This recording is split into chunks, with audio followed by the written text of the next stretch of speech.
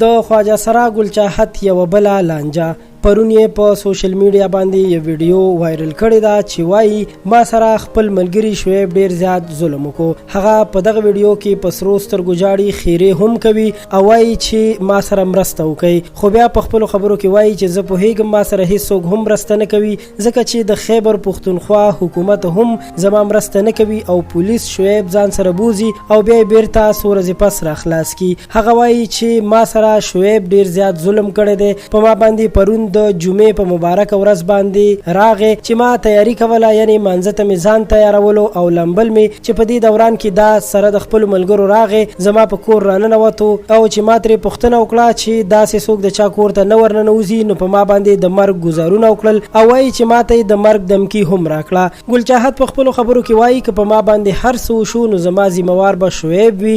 زه د خیبر پښتونخوا د حکومت نه غواړم چې زما مرسته دې وکړي شي، داسې نه چې زه مړه شم او د هغې نه وروسته بیا زما دپاره اواز اوچتیږي، نو دا ښه خبره نه ده. هغه په ژړا ژړا باندې ټول حقیقت بیان کو او وایي چې مونږ که خواجه سرا یو نو د چا نه مو نه ده غوښتې خپله خورو او سکو او هېڅکله مو هم چا سره زیاتې نه دی کړی. که مونږ یو چا سره داسې زیاتې وکړو لکه مونږ سره چې کیږي نو بیا به زمونږ دپاره قانون هم وي او مونږ به بیا په جیل کې هم اچول کیږو. خو نن چې مونږ سره ظلم کیږي نو زمونږ د تپوس کولو والا هېڅوک نشته او هر څوک وایي چې دا ښه کار وشو ځکه چې مونږ خواجه سرا یو. هغه وایي چې د الله تعالی نه ویریږئ او زما مرسته وکړئ ځکه چې زه ډیره زیاته په تکلیف یم او د دې زندګۍ نه زما زړه نور تور شوی دی. ګل چاهت نورې ګیلې هم کړي دي چې ډیره زیاته خفا او دردونکې ښکاري او دغه ټولې خبرې خپلو مینوالو سره په ویډیو کې شریکې کړي دي چې په دغه ویډیو کې د هغې په مخ باندې وینه هم ښکاري او په ژړا ژړا باندې لګیا دا ټول بیان کوي. موږ د خیبر پښتونخوا پولیسو او ادارو باندې غږ کوو چې د دې ملک د اوسیدونکو په حیثیت باندې د ګل چاهت ته هم خپل حق ورکړل شي